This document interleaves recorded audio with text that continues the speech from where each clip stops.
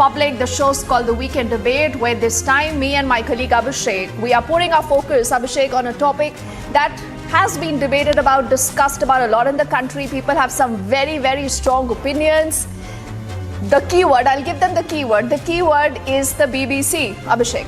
Well, absolutely. And the NYT also, in fact, Deepthi. Essentially, what we are trying is, since viewers, you are watching this on a Sunday evening, it's all the reason why we should be taking a deep dive, because you take your news very seriously, watching it on Sunday evening. So we are going to discuss in detail with guests from India, across India, someone from the government, someone from London, as to why BBC does what it does. And more importantly, does the BBC have a double yardstick on dealing with issues when it comes to their home territory, and then what happens outside when BBC flexes its foreign policy muscle? BBC has been exposed. That is, remember, going to be a big weekend debate. Let's get kick-started the show with our headlines on Top of 9. In a veiled attack at Rahul Gandhi, the Prime Minister hitting out hard for questioning the Indian democracy from foreign soil. Centre opposes same-sex marriages in top court, says not comparable with Indian family unit. This is the Ashok Gehlot government's betrayal that continues. Pulwama widows detained at their residences, one of them alleging assault. And Delhi High Court comes down heavily after video of item dance at Patiala House Court premises goes viral.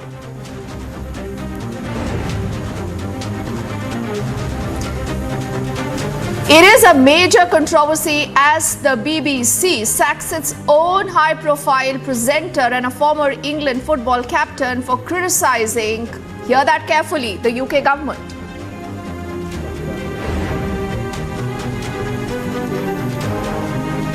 And countdown begins. India waits with bated breath as RRR's chest to script history for Oscars 2023 in the morning tomorrow.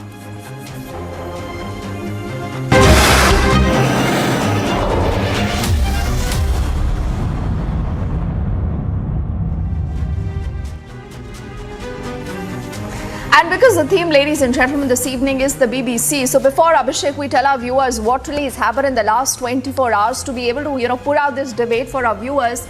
Let's quickly rewind to what you've seen of the BBC. Remember, there have been serious charges, serious questions that have been raised of BBC, particularly post the entire documentary that they had put out, Abhishek, and viewers said that was half the truth. What was the trigger? People also questioned the motives behind this. Was this done in an election year to particularly, put out a narrative? A lot of these questions is something that we here at Republic have discussed, debated about ad nauseum. Till the question of funding also came forward, and we discussed, Abhishek, whether there was, a Chinese hand into what the BBC has been putting out. But why today, Abhishek, are we saying that the impartiality of the BBC is under question? I'll tell you why. Year after year, the BBC criticised India's immigration policy.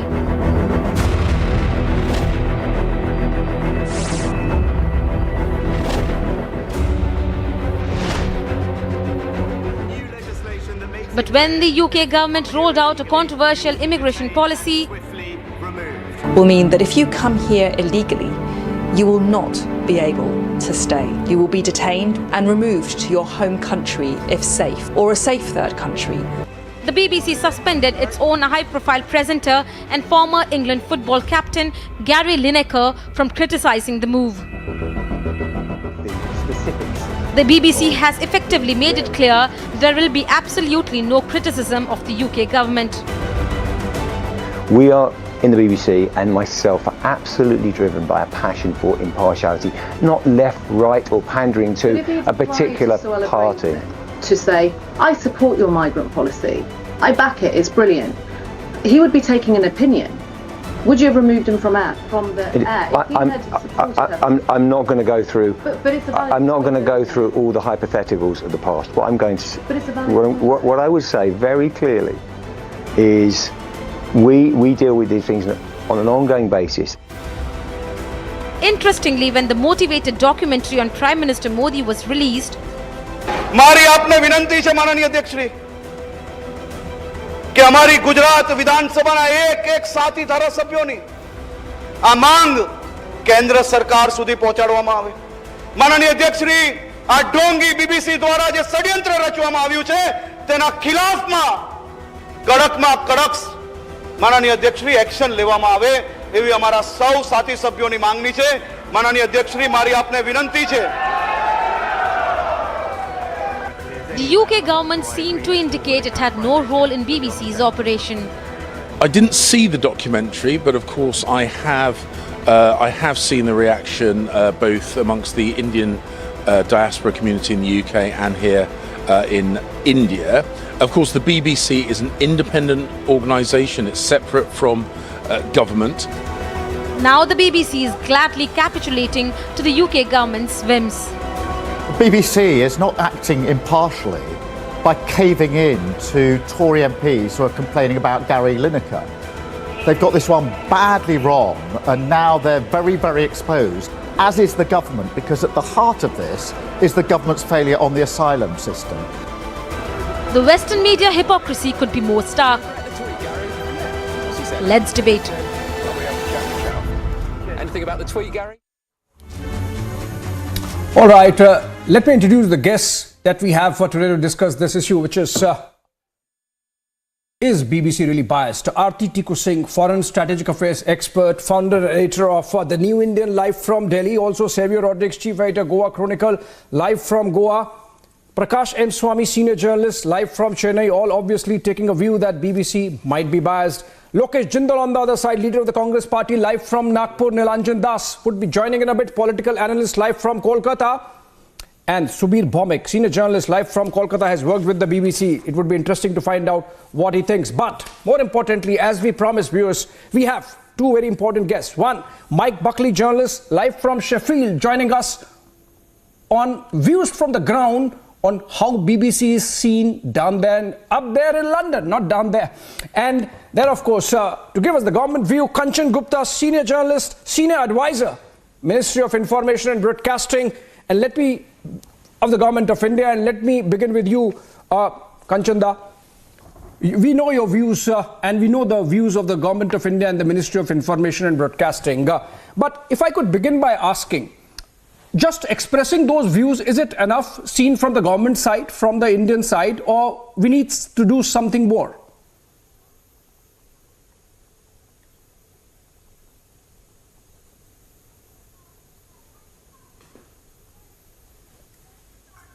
I think there is some issue with the audio. Kanchanda, if you are able to hear me. Precipitate action of any kind.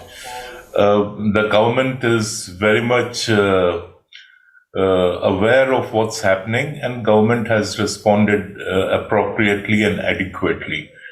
Any further action is a decision that would have to be per se taken at the highest level. I just want to make 3 quick points. One, all along we were told, especially after the controversy over the documentary, which had very little documentation and a whole lot of hot air opinion, the BBC, we were told, is an independent organization which acts independently of the British government, and therefore they are not accountable to the British government, and hence the British government can't do anything to rein them in. That myth has been exposed and busted by the BBC's own decision to pull out Gary Lineker from their Match of the Day show, because he had publicly criticized the Home Secretary's statement on the new policy to control illegal immigration with the purpose of seeking asylum in the UK. But that is the only story which is being discussed. There is a second part to it. They have also decided not to broadcast the 6th part of a new series which is being produced by Sir David Attenborough, And that particular episode has been pulled out, or they have decided not to broadcast it because they fear a response from right-wing groups and right-wing politicians. Now, after all, the BBC is a public broadcaster. It survives on license fee. And for them to sort of play this little game that when it comes to the British government, when it comes to British politics, they are willing to compromise on integrity, they are willing to compromise on journalistic ethics. And these are words which they use quite often. But when it comes to others, they have no regard about how others would respond to their broadcast, and therefore they just don't take that into consideration. So it's a very the hypocrisy of the BBC stands exposed. Right. And I think, Kanchanda, when you make that point, I think that is loaded with a lot of symbolism today, because a lot of people then, because you spoke about the entire documentary on the Prime Minister, a lot of people swear by the BBC in our own country. They say, look what the BBC is showing, look what the BBC is talking, if the BBC is saying this, it just will be right. So there are people in the country, Kanchanda, who haven't, seen any merit in what the Supreme Court had said about the entire case, but they found merit in what the BBC has said and done so far. Now, in the light of this entire episode that has spanned out at least over the last 24 hours or so, what is your message today to all these naysayers? And also a quick viewer question. A lot of our viewers, Abhishek, are also asking whether the government will be going to the length of banning the BBC in the country. Why do we need the BBC at all, they are asking? No, definitely India does not need the BBC. The BBC is a useless appendage of our colonial past. It's as useless as any other bodily appendage which can be excised and thrown away without the body being impacted. Now, you asked a question that there are a whole lot of people who swear by the BBC. They say that but the BBC said this. There is this perception, or there used to be this perception, and this was particularly true when there were no alternative news channels, and the only channel we had was Doordarshan, and All India Radio. That because it was an alternative voice which was coming in, a lot of people were persuaded by it. Now, having said that, there have been also good BBC reporters like Mark Tully, who became a legend in this country because of their reportage. Now, that quality of reportage does not exist anymore. What we now have is, and I say this with certain amount of regret, what we now have is a lefty outfit which thinks nothing of cutting corners with facts, right, with data, with the reality, and they think that they can come into India and broadcast anything they wish to, and it shall be accepted without any questioning. Okay. Kanchanda, before we let you go, then my final question, or actually a corollary question, since you say that we don't need BBC, you see the United States has its Fox and CNN. And we saw the role they played, for example, in the Iraq Wars 1 and 2. The UK has its BBC. China has its CGTN. The French have their FTV, and the Russians have their RTV. You think the time is ripe now to really for India to think in terms of having our own voice and a platform which projects India's voice, India's concerns, India's worldview on the world stage. We have Republic TV. Go ahead and do it.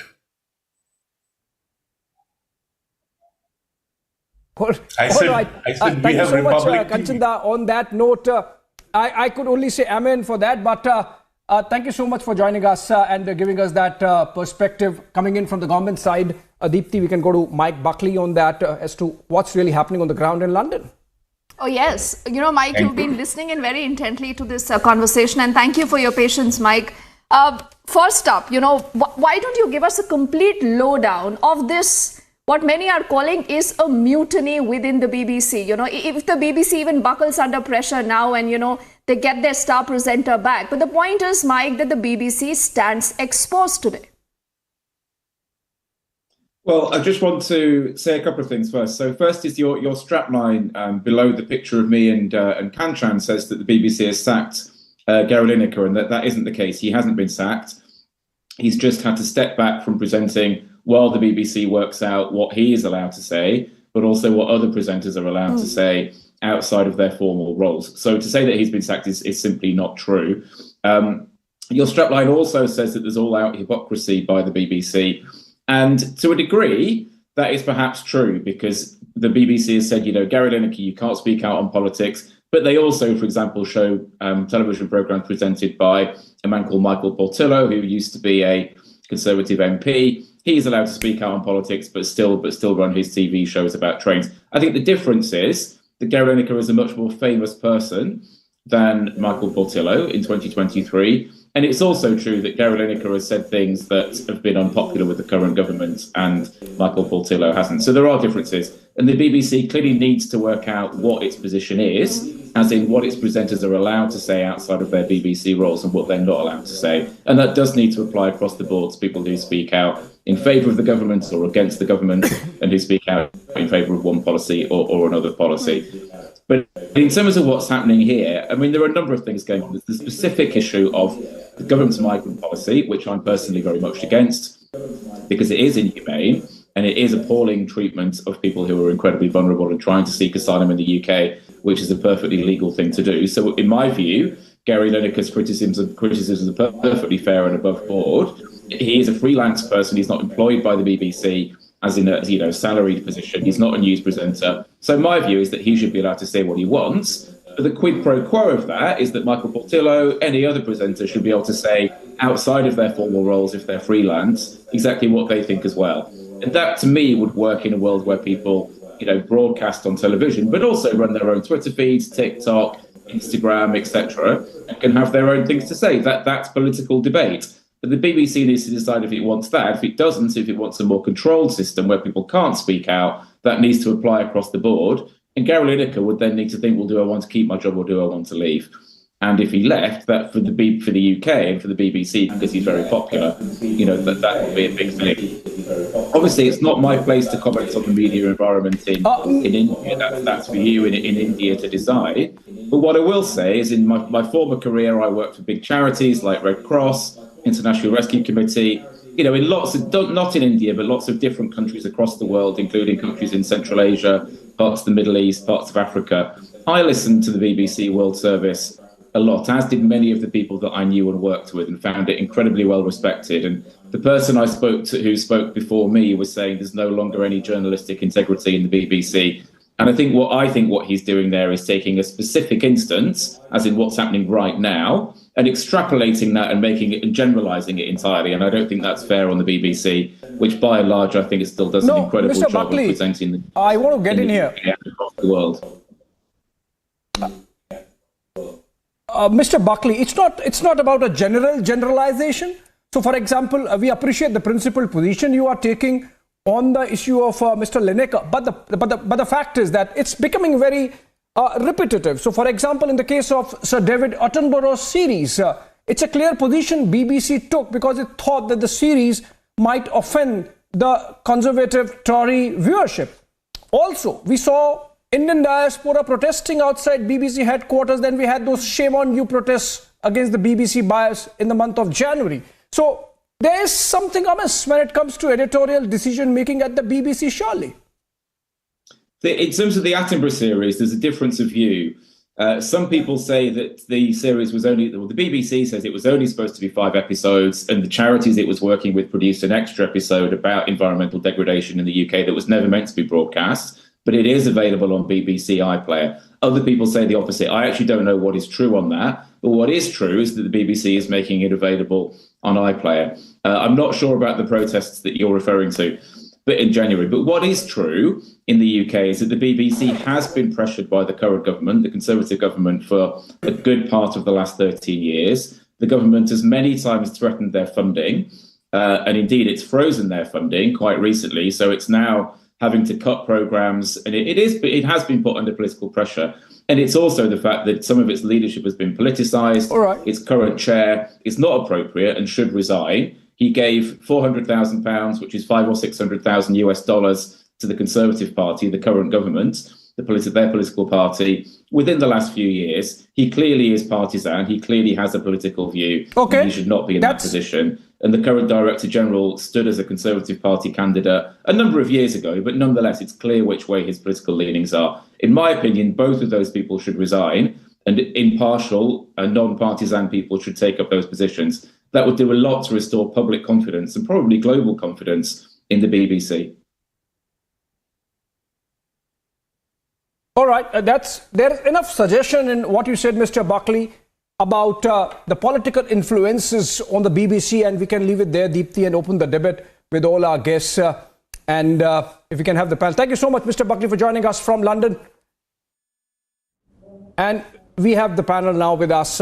Whom should we start with? I think the Congress, I think. I'm really curious to know how the Congress is responding to this, because they were the first ones, and Savio knows this. The Congress was, harping onto the BBC. They were swearing in by the BBC, Aarti. So, Lokesh, today would you begin by an apology? You cannot blindly trust people. You definitely cannot blindly trust the BBC. Look, Deepthi, any media house, per se, performs two functions in a democracy. One is a source of information, and another is a watchdog that ensures safety of political and civil liberty against arbitrary action of the state. In India, what BBC did was right. In UK, what it is doing is wrong. So I would clearly state that BBC firing. Wow. Oh, really? Wow. See, that's the problem. That's the problem. No. You are even now not willing to call out the BBC for their hypocrisy. Lokesh, you just said 2 yardsticks are okay. 2 standards are okay. Lokesh, that's what you're saying. No, He's normalizing this behavior. He says it's absolutely fine as long as the BBC serves your interest. That is, Lokesh, as long as the BBC is serving your interest, it's absolutely fine. I don't know whether Nilanjan is going to agree with this. Nilanjan, he already wants to intervene. He's countering you. I'll just take a minute. Lokesh, Nilanjan might agree with this actually. Deepthi, Nilanjan might agree with this. Nilanjan. He doesn't. 30 seconds. Nilanjan, I want to question you. I want to question the Republic TV. Are you okay with the double standards of the government? Just now a government representative or advisor to the government came and he kind of castigated the It's our job BBC. to ask questions, Nilanjan. Having said that, no double standards anyway accepted, and we are not talking about the government, we are talking about BBC. No, I'm talking about the double standards of Republic in the hands TV. of a government possibly trying to embarrass India. Are you going to accept the advisor actually called you to become the official spokesperson of the government, the official mouthpiece of the government. Congratulations. We are official spokesperson of the country we are speaking for, Nilanjan. This is about India, Nilanjan. That's the problem. The same mistake Rahul Gandhi makes when he's on the foreign soil. The same mistake that almost all opposition parties make. But Nilanjan very smartly is trying to derail the whole debate. Nilanjan, first tell us, do you agree with what Lokesh is saying? India is Modi and Modi is India. First tell us whether you agree with what Lokesh is saying, that BBC, what it does in India is right, what it does in UK is wrong. No, he didn't say that. He said that... But obviously, what's good for the goose is good for the gander. What was broadcasted... No, have you watched that documentary that was shown on Mr. Modi? How will you even see? It was banned. In 21st century... We are not talking about the documentary alone. We are not talking about the documentary alone. We are talking about the double standards of the BBC. Are you okay with that? Because Lokesh said he's okay with that. Of course, but that does not mean whatever content was there on the BBC documentary was wrong. You have not been able to say a word that something that was shown in the documentary was factually wrong or incorrect. You have not been able to show anything of Nilanjan, you're also exposing yourself much like Lokesh, and I think I was wrong because I thought Nilanjan possibly Savio will not agree with what Lokesh has said. But this is a problem. When you get boxed into a corner, Savio, you tend to reveal yourself. What Lokesh has done, what Nilanjan has done, and I think in his heart he knows that today someone who's been screaming on top of his rooftop, freedom of speech, freedom of expression today, is sitting here to say, okay, let's have double standards because what happens in India is different, what happens abroad is totally different, Savio? You know, Dipti, let me say it as clearly as possible. BBC as a journalism arm of UK is within its right to do a story that they think is right according to them. Now, they did the story on Narendra Modi and the Godhra riots, and that was within their prerogative. Where the thing is wrong, where the documentary series is wrong, is that it did not contain the entire episode of the sequence of events that happened right up to the Supreme Court judgment. It did not carry that. And that's the fault in that entire docu-series. Within their right, of course, they had the right to report on whatever they want.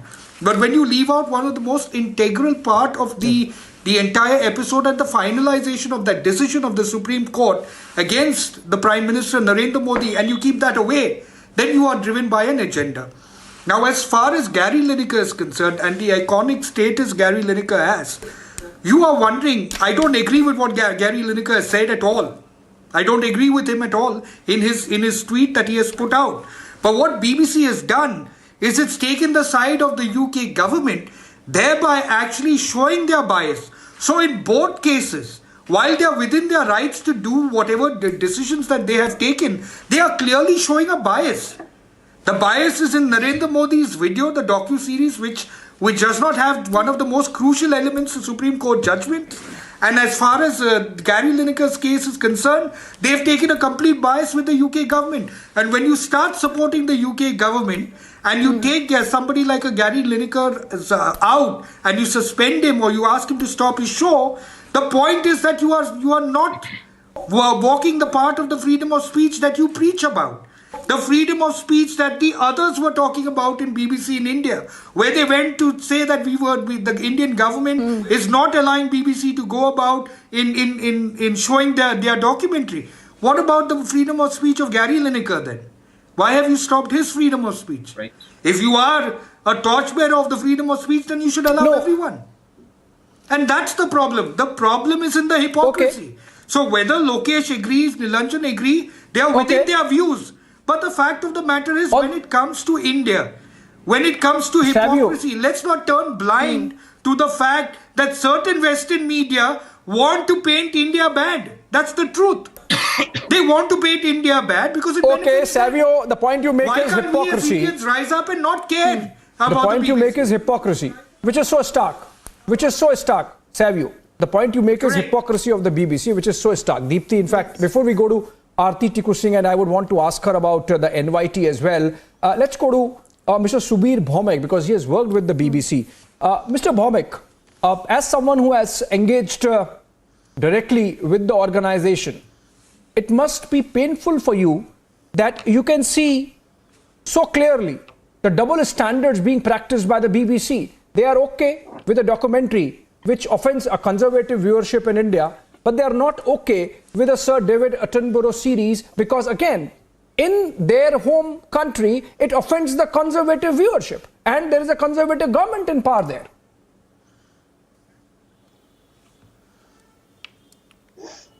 Well, let me tell you something. I'm extremely upset with the fact because I find that this is a changed BBC. Let me bring in a bit of history here. The BBC stood up to Margaret Thatcher when it decided to send a team of reporters to cover the Falklands War from the Argentine side. It was a very brave and bold decision, but Maggie Thatcher never forgave us. And then I remember what the MD of BBC, Sir John Thusa, said at that time. Madam, let's handle the radio station, because BBC was primarily radio those days. You handle the country. You handle the government. That was a huge fracas, and it led to, scaling down of funding for the BBC and all, much of that. I also draw your attention to the way the BBC stood up to the WMD, the Weapons of Mass Destruction controversy, where the Blair government was trying to peddle this story, which was ultimately exposed to be bumcum, that, Saddam Hussein has weapons of mass destruction to justify the war against Iraq. Which was basically an American thing, but the British were falling in line as they often do. So here, in these two very, very important, news scenarios, the BBC firmly stood up, and we are all proud that they stood up to the UK government. That seems to have changed over a period of time, especially, let me tell you very clearly, after the WMD controversy in Iraq.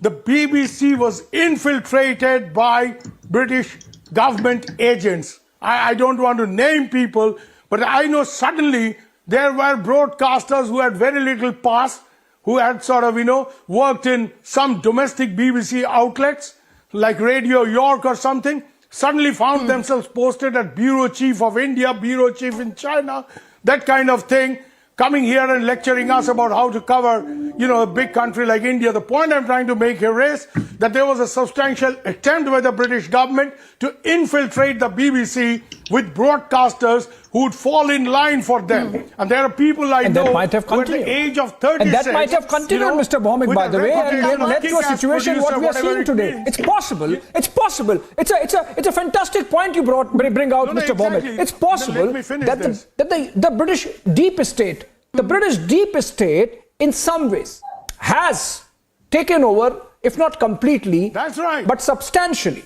the operations of the BBC. We have seen, for example, not connected with this debate. They promoted people to cover the Iraq war. Not connect. And somebody got an order of British Empire at the age of 36. Not connected with this debate. Deepti, will bring this in. At the age of 36 for doing not connected with this debate, Mr. Bhaumik. Let me speak. So the BBC has been infiltrated. Okay. I'm just taking the point you are making little forward. Has been infiltrated, Mr. Bhaumik, and as my... not connected with the story. I think Mr. Bhaumik is not getting us, right, sir? You see, I am taking this forward.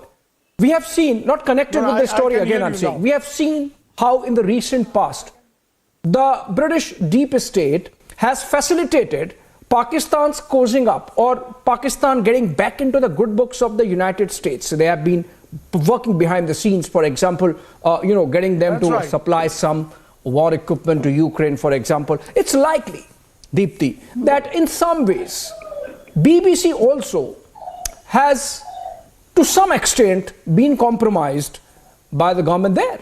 And Aarti Tikku Singh, if that be the case, then, Lokesh, Nilanjan, where do they stand? Well, Abhishek, first of all, I want to say that let's not... Nilanjan stands. Let me... am I allowed to speak now, Abhishek? Yeah, go ahead. Abhishek, go ahead. Aarti, go ahead. Yeah. Abhishek, to begin with, I would really urge all the panelists to actually dig some of the information which is available in the public domain on the internet and find out how BBC was also a party to the deep state in the United Kingdom during the Cold War and how they were actually labeling leftists, who were inclined towards, say, Soviet Union, how BBC was helping the United Kingdom's deep state. That is one of the facts you can find out on Google. It's not something that I have just made up. So for anyone to say that BBC at some point was this, glorious media platform which was highly objective, which was standing up for righteous causes and which was thoroughly independent, it is either naive or ignorant or completely, we're living in some fool's paradise where we do not know how the West, especially, United Kingdom, even though after World War II has not been an empire, but it still was one of the most powerful countries until recently was the 5th largest economy. But the fact today is that the BBC has always been peddling the status narrative on almost all issues, whether it was Kashmir, whether it was Margaret Thatcher or her successors in the United Kingdom. The terrorists in Kashmir who killed Indian citizens, civilians, Muslims or Hindus, they were always called rebels by the BBC. They were never called terrorists, while as the Irish rebels were called terrorists by BBC. And the people in Middle East and the people in Middle East who fought say NATO forces, they have always been labeled as terrorists by BBC. So what are we really talking about? BBC. But you know, today, Aarti, if I may intervene, if I just may intervene, because Mr. Prakash M. Swamy hasn't spoken yet. Before we go, ahead with the second round, I quickly want to get him into this conversation. Abhishek, we've spent 37 minutes of the debate only talking about BBC. I mean, does the BBC dignify Savio? One would ask so much of airtime. But the point is what Aarti has said and what Mr. Bhaumik also said is in public domain today. And the fact today that you have a location in Nilanjan who've been boxed into a corner because the votaries of free speech today are not able to question the BBC, that is also a statement in itself. Now, before I come to both of you gentlemen, you can have a good laugh. You can have a good laugh. So are our viewers having a good laugh on both of you because you both have been exposed. But Mr. Prakash and Swamy, sir, you're also a senior journalist. I today want to know a simple thing. You have an organization. You have a lot of journalists attached to an organization. If a journalist writes something on his Twitter handle, on his social media, and that apparently is a question on the current government or a commentary on the current government, what do you do? I mean, do you sideline him? Do you sideline that presenter and say, listen, you cannot present your show? Why? Because we do not agree with what you've said and done. So does this, in a way, not prove that there is absolutely no independence of that organization? As a diplomatic correspondent from the United Nations, covering UN activities for 25 years, I had worked with many of the American and British journalists. So I'm very aware of the mindset of the Western journalists, especially BBC at the UN. They are biased, xenophobic, anti-immigrants, whatever you call it. They are not independent. They have been given their agenda setting. They all were given an agenda and they go by the agenda. For example, I can tell you one thing. There is an India desk in BBC in London, which I visited when I went to London. That India desk is completely banned by anti-India elements. And they all have been given British passport because they write negative about India. Originally, they were sending the British journalists to India to write back. And the government of India woken up and they are not allowing the British journalists. Now, Indian journalists with British passport and an OCI card will come to India as a tourist and he will shoot all the negative things, go back and broadcast all the useless things, lies about India. What is the Indian High Commission in London doing? Can't they prevent it? For example, the Tamil section of the BBC in London promotes separate Tamil Nadu. Can you believe it? They're promoting separate Tamil Nadu, and a guy who is handling the Tamil section in the BBC supports LGT and says Sri Lankan Tamil group and Tamil Nadu should become one country. What is the government of India doing? Is this independent? If BBC is not writing politics, it's playing politics. It's meddling with other countries. I watch it on a ringside view. Mr. Prakash Swamy, you used a very important word, sir.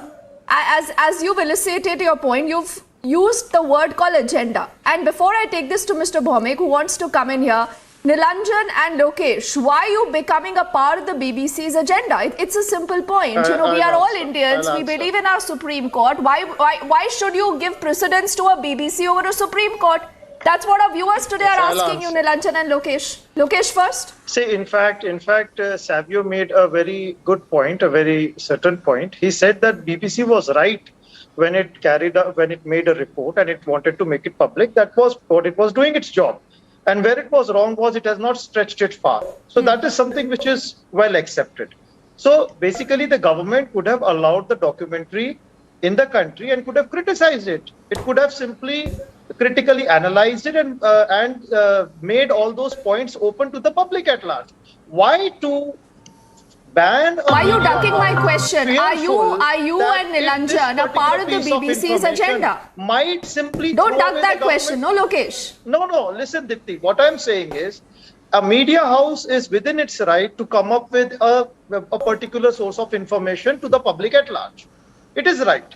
And it is also the government's No, that right is and not other called a media source of houses' information, right. They can Nilanjan, expose that where you source of put out information, half they can truth, analyze where it, you put they can out a story stretch it. without a perspective, without mentioning what the court has said and done so far, with a skewed view. Of course, Nilanjan, they have shown. is that journalism? Dipti, you are I think, absolutely right. Dipti, it's You your problem criticize that you it. haven't watched You it. analyze How will it. you watch it? Because But it was why banned. are you silencing a media I house? understand your Why will problem. I watch it? I don't get to watch it. Why should I watch the documentary? What have you not watched it? Okay, Nilanjan, let me come in here. Okay, Nilanjan, let me come here. It is absolutely part 2 there. of the documentary was available online. Watched it are peddling this lie. Okay, listen, Nilanjan, listen. It mentions Nilanjan, listen. Abhishek, that the Supreme Court has given a clean sheet Yeah. to Narendra Modi. Nilanjan, listen. Yes, I want the second part. I could not the first part. Watched it and analyzed it. No, the first part Okay. has clearly said. Let me come in here. The first part has clearly said. Let me come in here without going into the merits. Nilanjan, listen. Without going into the merits, I have watched the second part of the documentary. It's a little loaded with opinion rather than basic facts. It papers over certain basic facts about the Gujarat riots. And I'm saying this as someone who has a deep understanding of what happened in Gujarat because I was there on the ground in 2002 and subsequently for 10 years.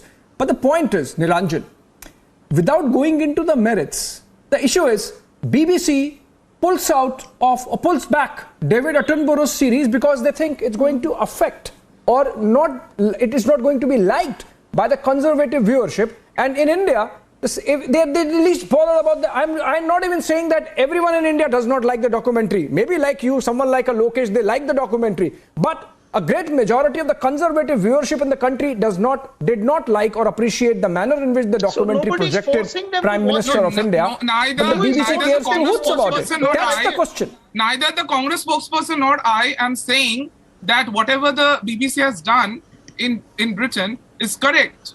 It is absolutely, it shows their hypocrisy. I was also questioning the hypocrisy of you our admit government. to the double standards then, thank you. Or not? Am I allowed to question the hypocrisy of our channels and our government or not? What hypocrisy? Exactly. What hypocrisy? No, what hypocrisy? No, you are banning a documentary and then you are questioning the democratic freedom of another country. When BJP we are not banning a documentary. I told you I watched the second episode because it's available online. They both also have watched. You both watched it and see the manner in which the documentary was watched in campus after campus across the country, and we covered it. I would request Republic not to mislead the public. In fact, I support Nilanjan. And Abhishek, I also want to ask, why was BJP not criticized when it conducted a bodybuilding competition of women with Hanuman's cutout on the stage? Why wasn't it criticized? You never set a narrative that over here Hindu god Hanuman was criticized. Insulted. I think it was criticized. BJP was embarrassed. No, the story was covered. The BJP took action. I think Lokesh, you are really mixing two things.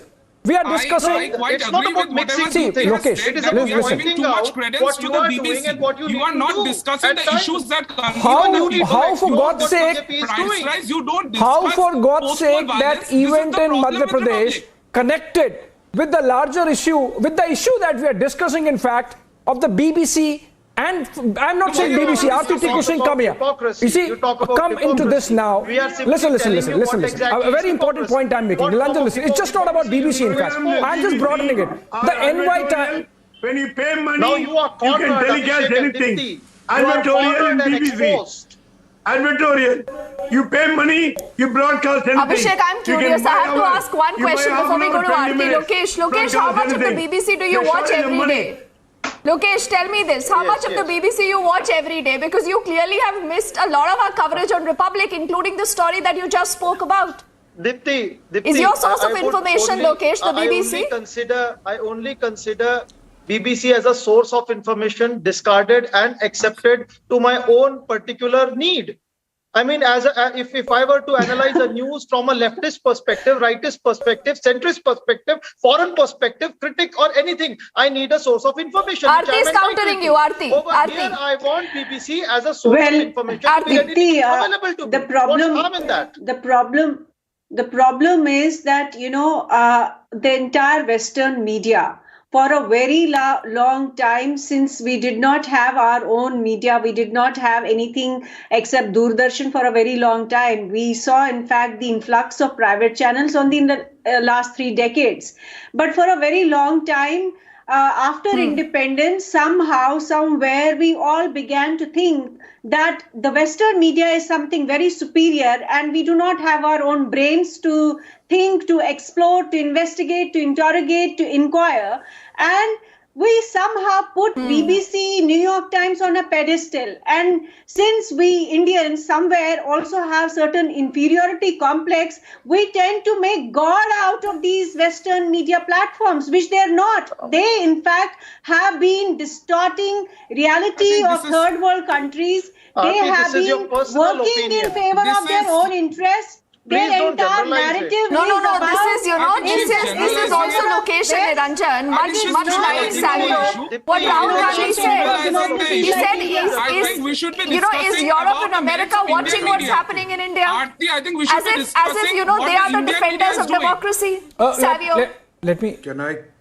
You have to defend the democracy. No, we are not discussing Indian media today, for God's sake. Nilanjan, hold on. Let me take this to Mr. Subir Bhaumick. Mr. Bhaumick, you made a very... When will you self-criticize? When will you do some soul searching? Let me reiterate what I said earlier. We'll do that and we'll invite you, Nilanjan. We'll do that and we'll invite you. Listen, we have been discussing the Lutyens' lobby of Indian media for quite some time. Aarti, unfortunately, we're running out of time, so the last word has to go to Subir Bhaumick because he was very deeply introspective about the BBC and the state of affairs today in the organization which he has served earlier. Mr. Bhaumick, just closing comments from you, in fact, Deepthi, because we are running out of time. You think I asked that question to Kanchan Gupta as well. You think that, and picking up from where Aarti in fact left, we have for long suffered from a complex, inferiority complex, if you will. And the time has come to really shed that and look the world in the eye, in case of BBC, through our own media platform. Absolutely. I would have loved if Republic would have made a documentary like that. Let me tell you something. No, wait. Come on, yaar, don't interrupt.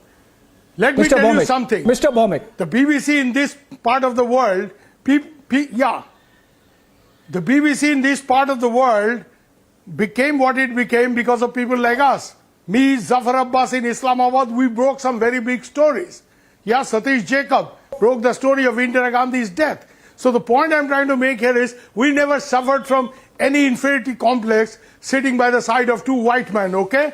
Never, that was never the case. Let me, however, tell you that this complex is with the Indian High Commission. Somebody said earlier in the program, what is the Indian High Commission doing? Let me tell you what the Indian High Commission does when important Indian politicians visit London. They approach the BBC's World Service as well as the various language services. Can you get an interview done? You know, Chief Minister of Southern States. That must have been the case earlier. Please, can you get an interview done if it is the Southern States?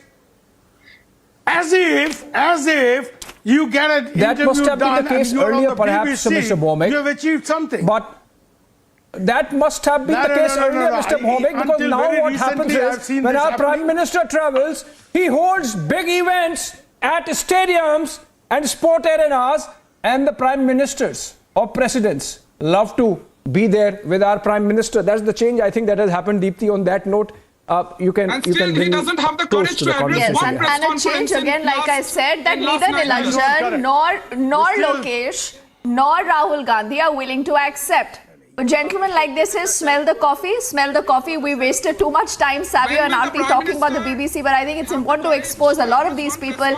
It's been a fascinating conversation, and we are going to be touching up the issue a little later. Also, I thank Aarti and all gentlemen for joining us, Abhishek, as we wind this edition of the Week in Debate. Thank you for your time. We are back on the other side with lots more. Arnab Goswami is back tomorrow, 9 p.m.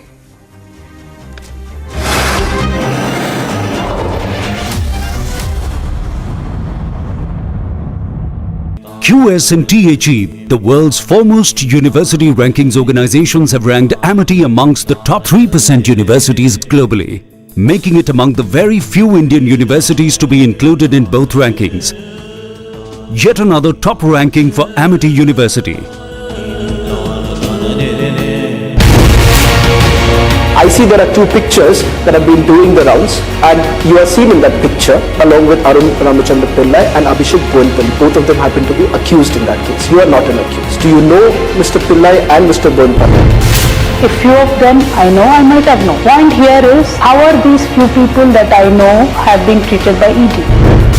There are ED excesses today, there are IT excesses today, there are CBI excesses today happening in this country on the behest of a political party in power.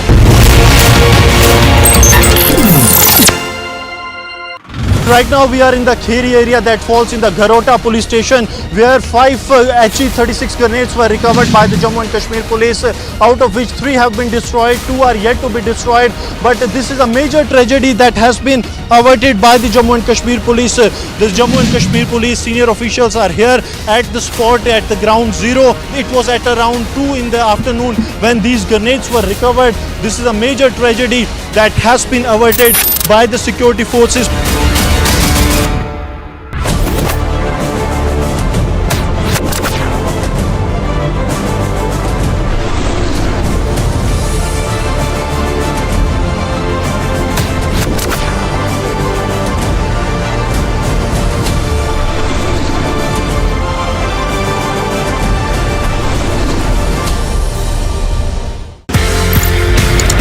ये Shaolin का मामला, ये martial arts का, whether it's kung fu, whether it's other martial arts that you've learned so many.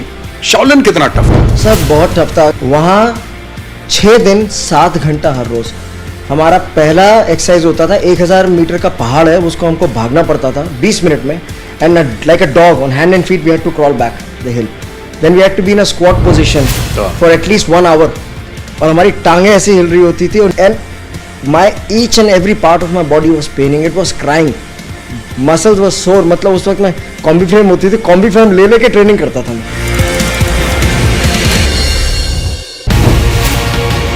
Bharatiya Janata Party is making it very clear that look, it's our own government, but we are starting our own investigation. We are doing it. What moral ground can K. Kavita or Manish Sisodia take?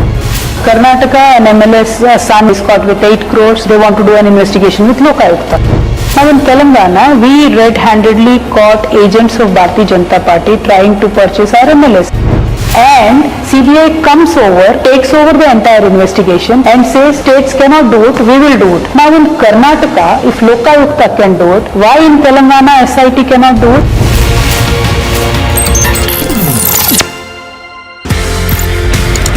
आप India आते हैं and then you start special forces, NSG, Garud, MARCOS, किस तरीके से ये सफर शुरू हुआ स्पेशल फोर्सेस को ट्रेन करने? कर्नल साहब, तो he was at that time CEO of 6AR, और पहली अपॉर्चुनिटी उन्होंने मुझे दी। अच्छा। To train his regiment, and he asked me कि आप इनको नाइफ टू नाइफ कॉम्बैट में खुकरी ट्रेन करो। जब मैंने ADG इन्फेंट्री के सामने वो डेमो दिया, और उनको वो बहुत अलग लिखा, as long as our soldiers are safe, they get the best, I have no problem.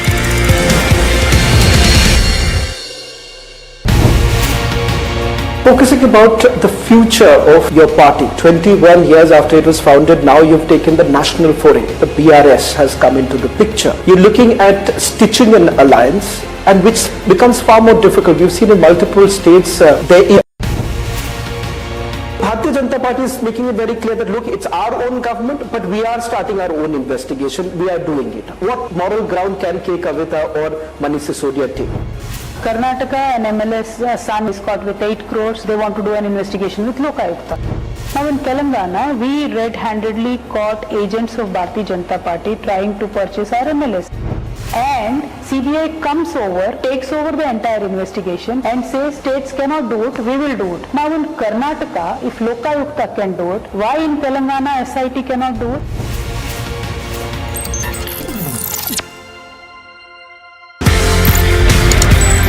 कहीं ना कहीं मार्शल आर्ट्स लड़ाई झगड़े खून खराबे से ज्यादा I think it's about harmony also. Sir it's a personality development programme. पूरा मार्शल आर्ट्स। बिल्कुल। जी। आपकी फौज में भी यही है, discipline, mind, body and spirit is in command of you. आपके पास गन है, बट आप किसी सिविलियन को गुस्सा आते गोली तो नहीं मार देते ना। You have to control that control comes from the mind and from the training. So that जो आर्मी में हम बोलते हैं फोर्स कंटिन्यूम, किस फोर्स पे कितना फोर्स देना है, ये मेंटल कंट्रोल ट्रेनिंग से आता है, करेक्ट ट्रेनिंग से।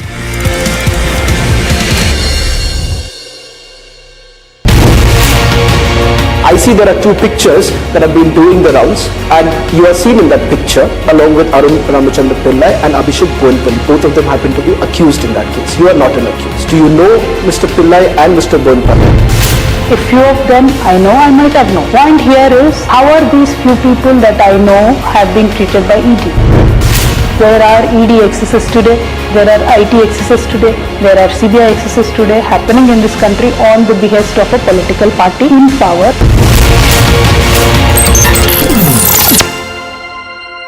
Right now we are in the Kheri area that falls in the Gharota police station, where 5 HE-36 grenades were recovered by the Jammu and Kashmir police, out of which 3 have been destroyed, 2 are yet to be destroyed. But this is a major tragedy that has been averted by the Jammu and Kashmir police. The Jammu and Kashmir police senior officials are here at the spot at the ground zero. It was at around 2 in the afternoon when these grenades were recovered. This is a major tragedy that has been averted by the security forces.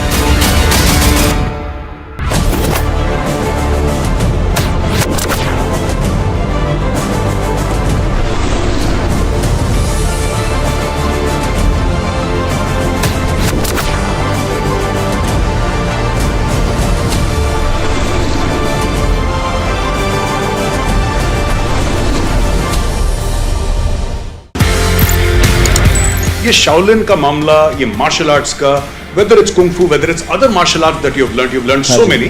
Shaolin कितना tough था? Sir बहुत tough था। वहाँ 6 दिन 7 घंटा हर रोज। हमारा पहला exercise होता था, 1000 मीटर का पहाड़ है, उसको हमको भागना पड़ता था 20 मिनट में, and like a dog on hand and feet we had to crawl back the hill. Then we had to be in a squat position for at least 1 hour, और हमारी टांगें ऐसे हिल रही होती थी, and my each and every part of my body was paining, it was crying, muscles were sore। मतलब उस वक्त मैं कॉम्बी फ्रेम होती थी, कॉम्बी फ्रेम ले लेके ट्रेनिंग करता था मैं।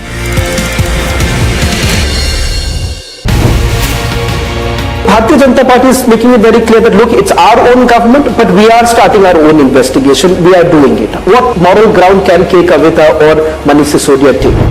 Karnataka, an MLS son is caught with 8 crores. They want to do an investigation with Lokayukta. Now in Telangana, we red-handedly caught agents of Bharatiya Janata Party trying to purchase our MLS. And CBI comes over, takes over the entire investigation and says states cannot do it, we will do it. Now in Karnataka, if Lokayukta can do it, why in Telangana SIT cannot do it?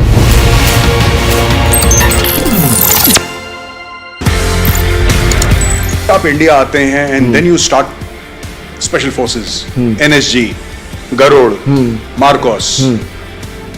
किस तरीके से ये सफर शुरू हुआ special forces को train करने? Colonel साहब, तो he was at that time CEO of 6AR, और पहली अपॉर्चुनिटी उन्होंने मुझे दी, अच्छा, to train his regiment, and he asked me कि आप उनको नाइफ टू नाइफ कॉम्बैट में खुकरी ट्रेन करो। जब मैंने ADG इन्फेंट्री के सामने वो डेमो दिया, और उनको वो बहुत अलग लिखा, as long as our soldiers.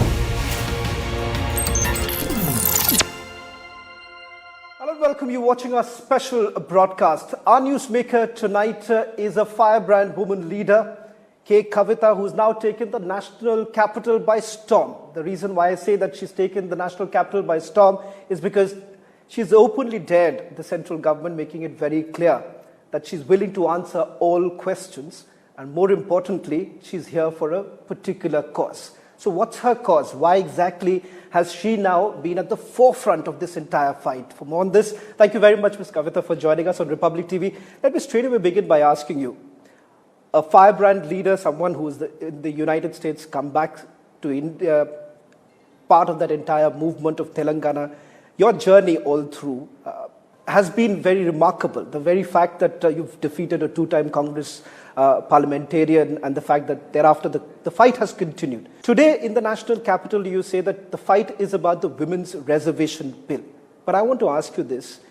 Your bitter rival from the Bharatiya Janata Party, Arvind Dharmapuri, says KCR government didn't have a single woman in the cabinet from 2014 to 2018. So why bring the women reservation bill as the first cause of coming to the national capital and fighting for it? What is the reason behind it? See, Bharat Jagruti is an organization which was constantly working with the people of Telangana, for the people of Telangana for a long time now, and now we believe that we can expand across the nation and work for various good causes.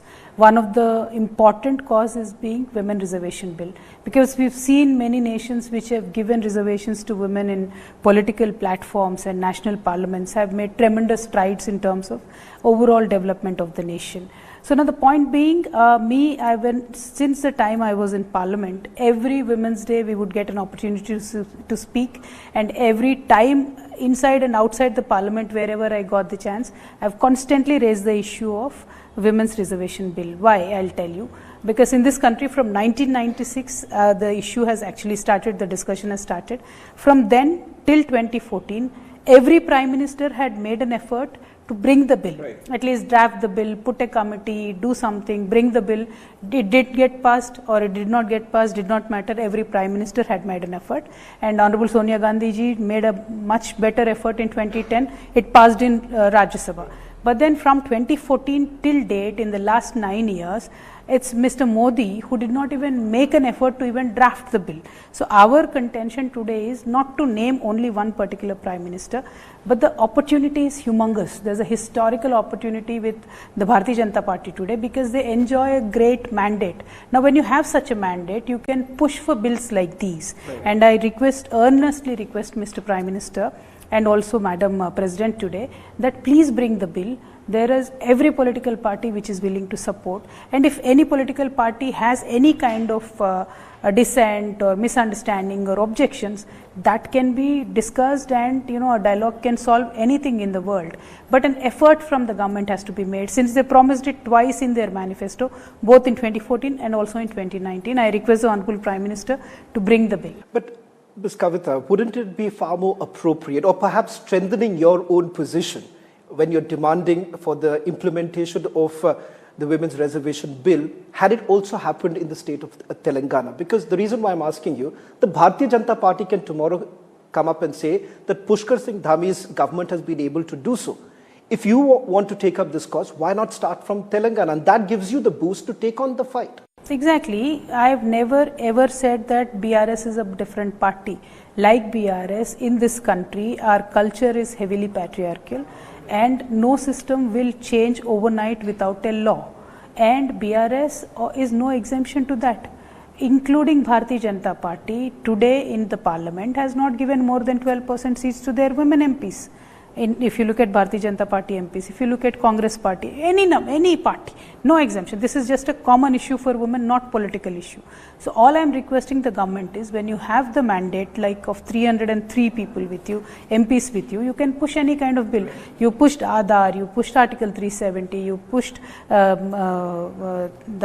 citizenship bill. So you pushed many bills like that. You pushed 131, I think, money bills this government has pushed without discussion. So you can easily get the Women Reservation Bill passed with the kind of majority that you have, and I request the government to table the bill. Of course, the entire demand that the opposition parties are making right now, keeping in mind the Bharatiya Janata Party also mentioned in their own manifesto. But can we get some sort of an assurance from you, Ms. Kavita, that perhaps back in your state, you're also going to do that? Because you've been very successful in bringing in a lot of cultural activities, which you said, traditions which were forgotten in the state of Telangana. You've revived them. You've been at the forefront. So can there be some sort of an assurance from your side as far as your party is concerned? You will do it in Telangana? Is there some sort of an assurance? My party has passed a resolution in the assembly, not now, in between 2014 and 19, I think it is in 2016, they have passed a resolution in the assembly saying whenever a women reservation bill is tabled in the parliament, BRS will stand by the government. That is our commitment to the women. So we will do it, and I am saying Modi ji had promised not incremental growth, mind you, has promised exponential growth. And if we have to make some decent change in terms of the women representation in this country, I'll just share one number with you. 1947 or 1952 in the first parliament, we had 24 women MPs. today we have 78. So if we are taking at least 75 years to come to the number 78, we are going to take 2063 to come to 180. Whereas within 2 days, if Honorable Modi ji wants it, he can pass the bill and there will be 180 women MPs, doesn't matter whichever party, in the parliament in 2024. That is the strength today BJP has, and they should utilize it for the greater good of the women. That is my sincere appeal. Focusing about the future of your party, 21 years after it was founded, now you've taken the national foray. The BRS has come into the picture. Many would say that, is it a little short-sighted, keeping in mind that you're basically coming out of Telangana?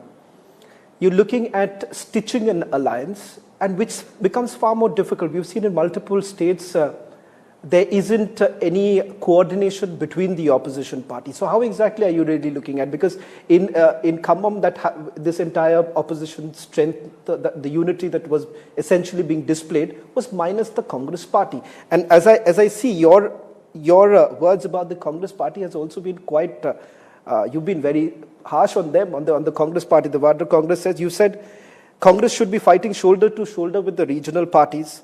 They should leave their arrogance, become a team player. Do you think that the Congress party will actually be able to cede that space and become a part of it? And because they're saying without us, there can't be any opposition alliance. Let me tell you about BRS and what BRS wants. When TRS became BRS, our only agenda is to give a people's agenda to the nation. Why do I say that? When we took up the fight of Telangana, we stuck to the fight. It took us 15 years to achieve the state, but we never went back. We've had many setbacks back and forth, we've never went back. That was our commitment to people of Telangana. Once we achieved the state, in the last 9 years, we've made tremendous development happen in the state. We are today #1 in every indicator that you take at the national level. It could be rice production, it could be health indicators, it could be education indicators, it could be cleanliness, it could be municipalities, it could be irrigation facilities, it could be education. Anything you take, we are either #1 or 2. And one or two areas in which central government gives awards, from 1 to 10 was Telangana. So that is the kind of development we have done. Give me one more minute. So this is the kind of wealth we created in Telangana. When we started as a state, 2014, we had only 60,000 crores budget. Today our budget is 2,90,000 crores, and we are not a deficit state. Our fiscal deficit is in control, our debt is in control, and we are progressing and we are creating jobs by day. Today, within 9 years, 20,000 industrial units have started, operated, and given 30 lakh jobs to the youth of Telangana. So our BRS, when we came to the national level, our agenda was simple. Whatever we've done in Telangana, we want to do it for the nation. Now with that agenda we've come. I know it is not a one-day job, it is not a one-night job, it is not even probably one generation job, but we will keep at it, we will work for it. While doing that, our goal right now for 2024 is to dislodge the current Bharatiya Janata Party government at the center, right? For that goal, whoever has a similar line of thinking, we will work with them. We will absolutely make an effort, and which we have been consistently making starting from 2019 election. We are making efforts. If you remember, Honorable KCR Garu had gone to meet Mamta Di, then he has gone to meet Uddhav Thackeray ji, Sharad Pawar ji. Every single politician in this country, Honorable KCR Garu has approached to make sure there is an understanding. And after that, I really welcome Mamta Di did her own meetings. Naveen Patnaik, Nitish ji did his own meetings, Stalin ji did his own meetings. We welcome these moves. We want more and more opposition parties to come together, discuss, debate. And as you're saying, Congress has to now, they have to introspect. It is not for me to speak for Congress. But unless you bring them on the table, at least on the talking table, because wherever they are going, they're essentially, be it even in the northeastern states when the elections were actually happening, we have seen in one state, in Tripura, there's an alliance. In Kerala, there is it. How does that really work? Because one needs to understand, your own electorate back in the state of Telangana are voting because of the development model that you are projecting. Or for that matter, even KCR being the face of your party, people are voting for that. People are voting for KCR there. But what happens in the national picture? Whom are we really going to vote? Because the country knows that there is a Prime Minister Narendra Modi on the one side. Why is it so very difficult for the opposition parties to come together, even for tomorrow? As I understand, you're bringing in 18 parties. Will the Congress party now come in? Because the Congress party, again and again, they're reiterating. Rahul Gandhi makes it abundantly clear that there will be no alliance. There can be no alliance minus the Congress party. If that's the position, how will you all negotiate? See, but Shravanji, the discussion is not so unilateral, is it? See, it is not just ki Modi versus everybody. No, it's not like that. Narendra Modi ji is one among the MPs and he's first among the MPs. Simple as that. Simply put, that is the case. So tomorrow when 543 seats are to be fought across the nation, there are multiple parties, and in Telangana, what is the strength of BRS? In Tamil Nadu, what is the strength of DMK? In Maharashtra, what is the strength of Shiv Sena, NCP? All that will matter, and that is why repeatedly all these regional political leaders or strong leaders across different states are meeting constantly to arrive at an understanding. If Congress has a role in some state, probably we will consult them, or probably we won't. So you're open to in the a state idea like, of talking to No, the I'm just saying, party. in a state like Bengal, they have one MLA seat. Now, what will you strike a deal there? All I'm trying to tell you is, Congress, the burden is not just on everybody else. The burden heavily is on Congress also. Party. They should come to an understanding. They should realize what they want, and they should devise a strategy as well of their own, which BRS is doing. BRS wants to work pan-nation. But will the BRS make that attempt of reaching out to the Congress party for a pan-India alliance? Will that happen at some point? As of now, we are trying very hard, one, to expand BRS wherever it is possible, two, to work with our alliance partners, like-minded people, to make new friends, to consolidate old friendships. We are working on that. When it comes to a position where we need to talk to Congress, or where Congress wants to talk to us, we will think about it. We will cross that bridge when we get there. Okay, let's also focus a little bit about issues that the Bharatiya Janata Party has been alleging as far as role of the BRS is concerned. But to begin with this, what is happening in the state of Karnataka right now? There is an MLA's son who is caught red-handed. The Lokayukt starts an investigation. The MLA disappears for a very long time, suddenly reappears. The opposition party is now directly attacking the Bharatiya Janata Party, saying that you can't do anything, the ED does not go, the CBI does not go, but you are going to send an ED after Manish Sisodia, an ED after K. Kavita. I want to ask you, the Bharatiya Janata Party is making it very clear that, look, it's our own government, but we are starting our own investigation, we are doing it. What moral ground can K. Kavita or Manish Sisodia take? That's the position that they are taking. What do you have to say? I'll give you a direct comparison. Karnataka, an MLA's son or MLA is caught with 8 crores. They want to do an investigation with Lokayukta. Now in Telangana, we red-handedly caught agents of Bharatiya Janata Party trying to purchase our MLAs, who claimed that Mr. B.L. Santosh is in charge of this entire operation, and they have put aside 2 lakh crores of cash to buy the MLAs. It was all on record, it was caught on tape, it is all across YouTube for you to watch anytime. And when we created our own SIT, Mr. Santosh does not appear. B.L. Santosh says, I am going to the court, I don't want to come.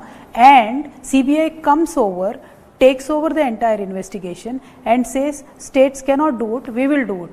Now in Karnataka, if Lokayukta can do it, why in Telangana SIT cannot do it? All I am saying is, Bharatiya Janata Party, because they are power in the central government as well, they are utilizing the central agencies to take over the rights of the states and to shield their own people. They are shielding B.L. Santosh today, they are shielding Mr. MLA in Karnataka who is caught with money. And if ED is not on vacation, and if ED is not biased only towards targeting the opposition, they should immediately book a case on Mr. MLA who is caught with the money. You also, that you, when you are in power, you are also using state agencies targeting the opposition party there. Bandi Sanjay makes that kind of allegation against you, that how can you take a high moral ground by saying that central agencies are being misused because you are creating an SIT after B.L. Santosh.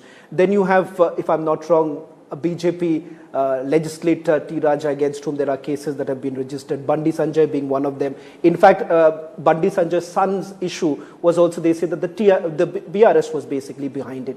So the question here is the same. If you look at what is happening in the state of West Bengal, Mamata Banerjee also faces the same allegation that you are in power, you do exactly the same. BJP saying that they do the same thing in various other states. So how are you any So better are you than agreeing that the BJP is doing the same thing? BJP says that. I'm not saying that, but would you not? It's the same argument. That Let me tell you something here.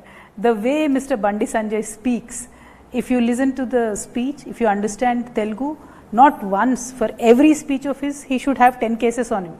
But we do not bother because we face them politically. And as a policy, I do not talk about children of the leaders. I'm not going to talk about Mr. Bandi Sanjay's son. There are kids, they fought in the college, I don't care, I don't mind. If it is a serious crime, let the agencies probe, I'm not worried, we are not going there. But the way Mr. Raja Singh gave a speech, a provocative speech, brought thousands of people on roads, and we as a state had to control the situation. We did that point of time.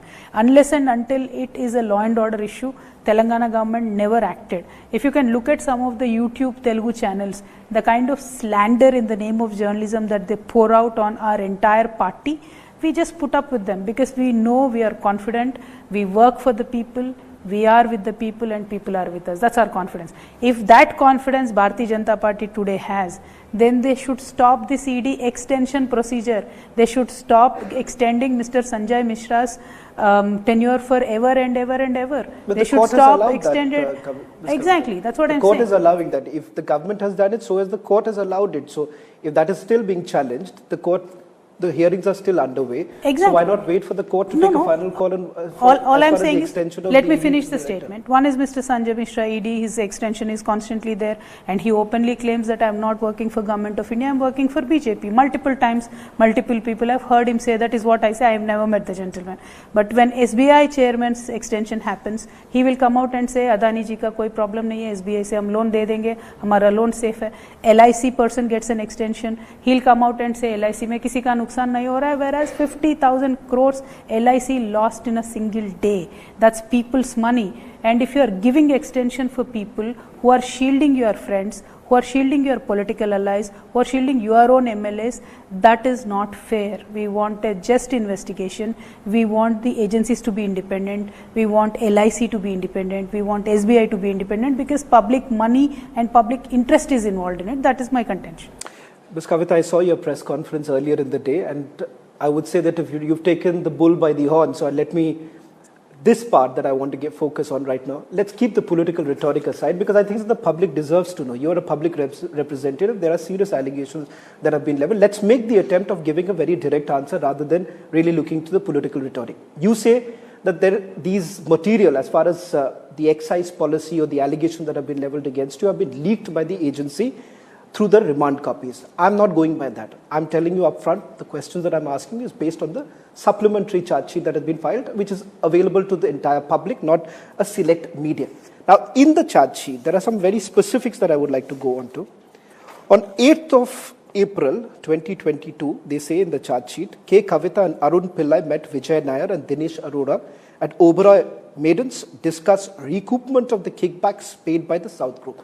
A direct question. Do you know Arun Ramachandra Pillai? Because I see there are two pictures that have been doing the rounds, and you are seen in that picture, and along with Arun Ramachandra Pillai and Abhishek Boinpalli. Both of them happen to be accused in that case. You are not an accused, but you are seen in that picture.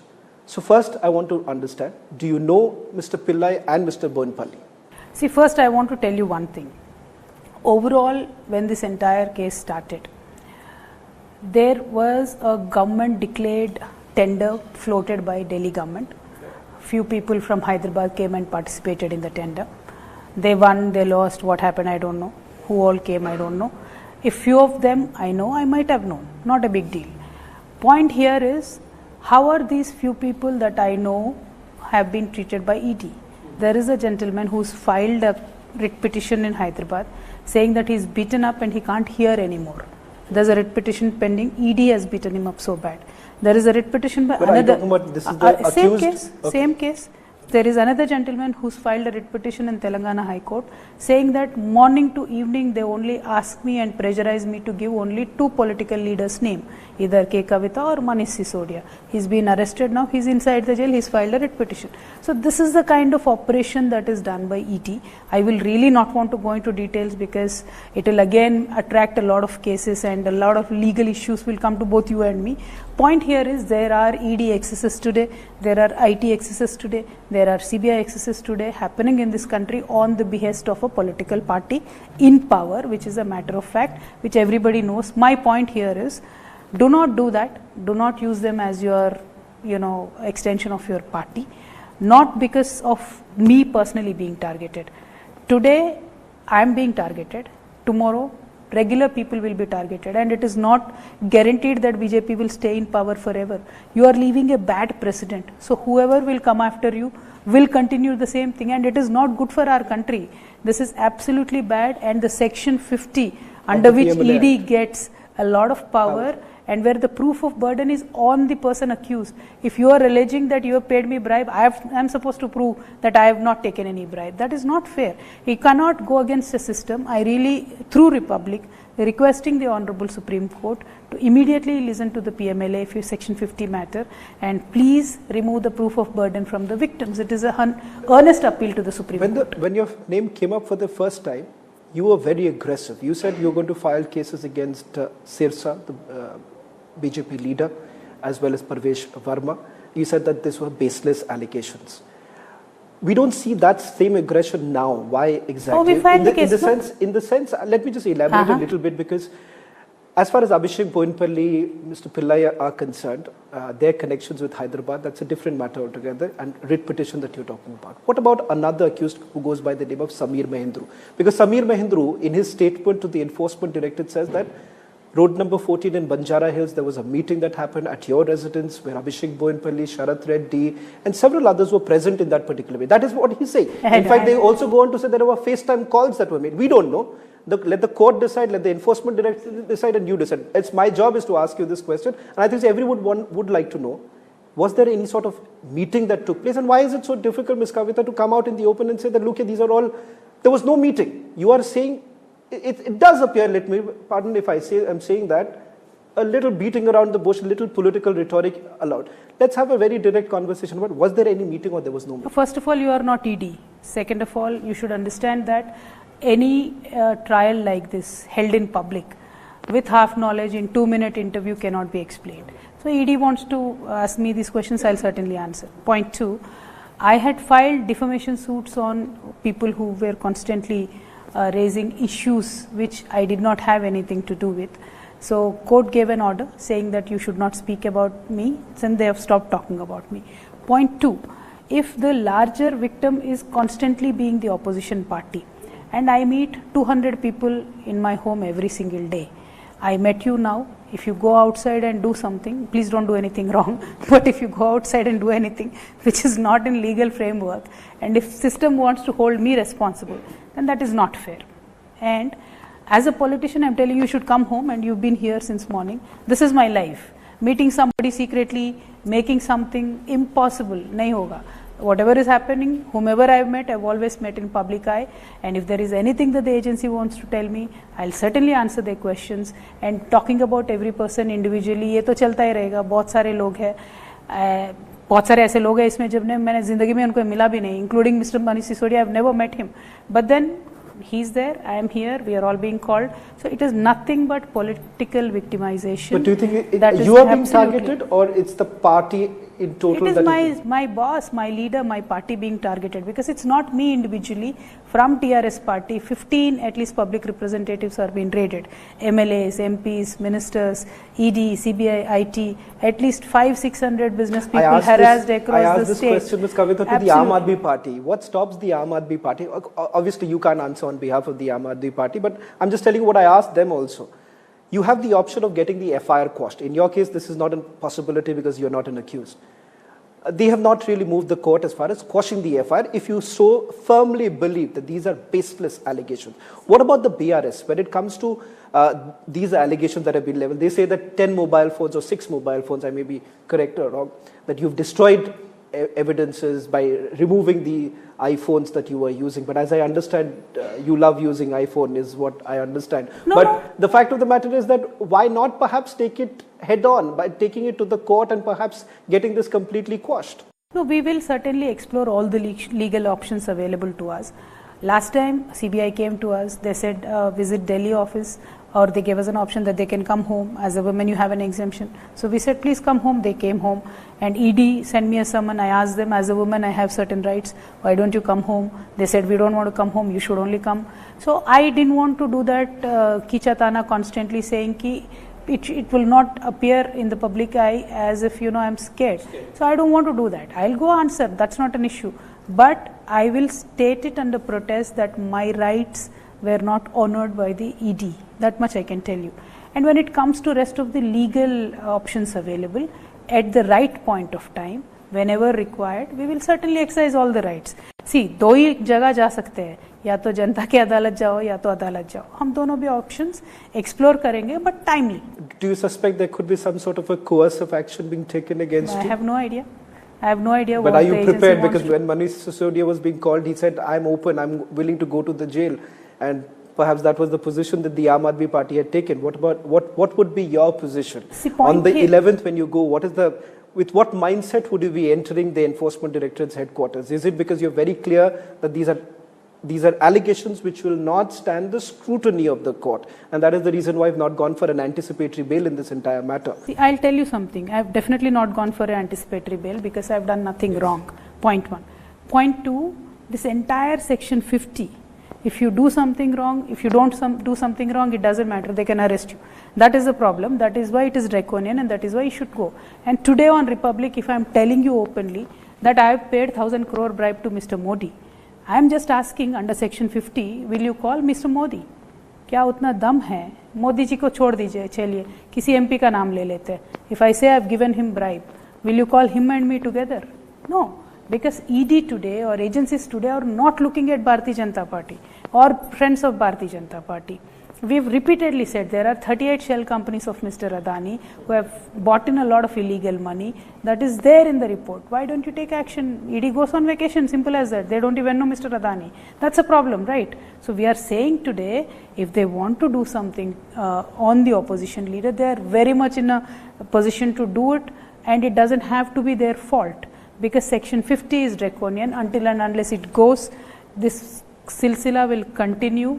And this is not good for democracy, because again I am saying, today BJP is in power, tomorrow they won't be in power. But if this precedent is set by BJP, it will come back to them and it will ultimately go to the people, which is not good for India as a country.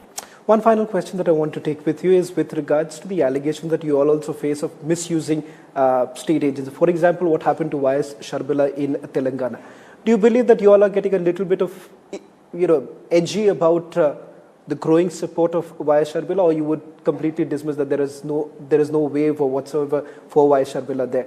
And perhaps what is being alleged, what you are alleging for the Bharatiya Janata Party, they are alleging the same for you. YS Sharbila is saying that KCR is afraid of YS Sharbila. Why doesn't KCR come and directly fight with me? That's the position YS Sharbila is taking. She's a woman leader also. Hence, I'm asking you: do you feel would it be right the way YS Sharbila has been targeted in Telangana? One thing I'll make it clear to you: the so-called BJP, who's in power in center, their president can go around free, and why will we restrict a person who is on the behest of BJP? We call her orange parrot there, Ms. YS Sharbila, because she is acting on behalf of BJP, and if she wants to go around, let her go around. And she never directly criticized KCR Garu. She was criticizing an MLA, that too in an unparliamentary language, and there was a tiff between the MLA and her. So no comparison to KCR. If she wants to criticize KCR Garu, let her criticize, no problem. Because Bandi Sanjay does that every day, morning to evening, and we are dealing with it politically. So my issue here is, everybody in this country should have freedom to speak their mind, including any political party. But it is up to the politicians and the political parties to keep the line of decency and maintain a decorum in politics. If they don't, then there will be issues of law and order.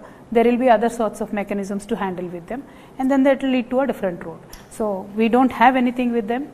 And once again, I want to thank Republic for giving me this opportunity. And once again, I want to, through Republic, earnestly appeal to Mr. Narendra Modi ji and Bharatiya Janata Party and our Honorable President to table the Women's Reservation Bill as soon as possible, if not this session, next session. You have a historic mandate. Please, please, please help the women of this nation.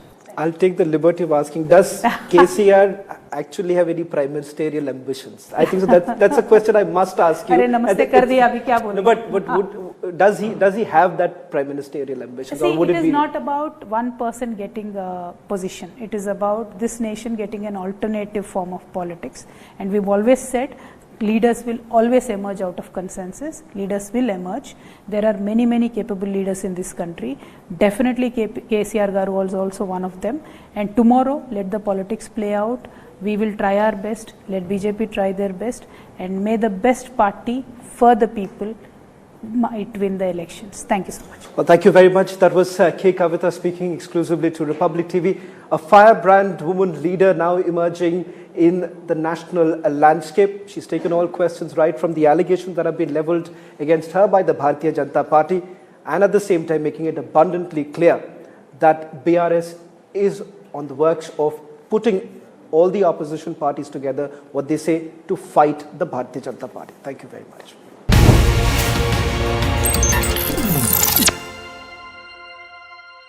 QS and THE, the world's foremost university rankings organizations, have ranked Amity amongst the top 3% universities globally, making it among the very few Indian universities to be included in both rankings.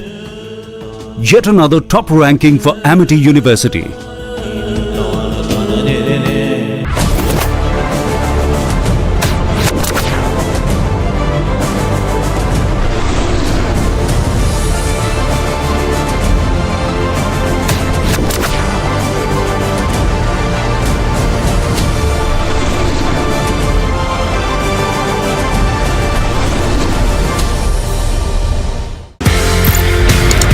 ये Shaolin का मामला, ये martial arts का, whether it's kung fu, whether it's other martial arts that you've learned so many.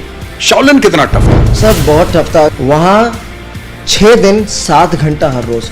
हमारा पहला exercise होता था 1000 metre का पहाड़ है, उसको हमको भागना पड़ता था 20 मिनट में. And like a dog on hand and feet, we had to crawl back the hill. Then we had to be in a squat position for at least 1 hour. और हमारी टांगें ऐसे हिल रही होती थी. And each and every part of my body was paining. It was crying.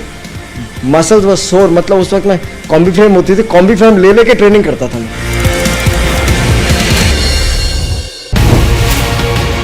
Bharatiya Janata Party is making it very clear that look, it's our own government, but we are starting our own investigation. We are doing it. What moral ground can K. Kavita or Manish Sisodia take?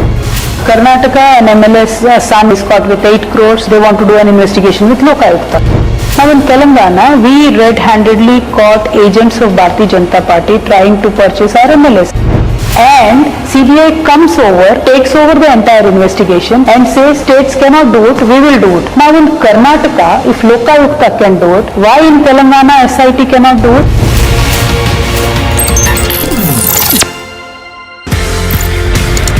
आप India आते हैं and then you start special forces, NSG, Garud, MARCOS. किस तरीके से ये सफर शुरू हुआ स्पेशल फोर्सेस को ट्रेन करने? कर्नल साहब, तो he was at that time CEO of 6AR और पहली अपॉर्चुनिटी उन्होंने मुझे दी. अच्छा. To train.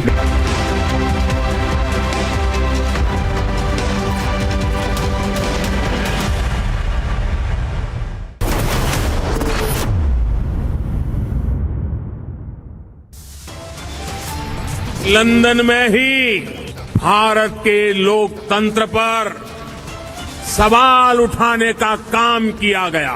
दुनिया की कोई ताकत भारत की लोकतंत्र की परंपराओं को नुकसान नहीं पहुंचा सकती. In a real attack at Rahul Gandhi, Prime Minister hits out hard for questioning Indian democracy from foreign soil.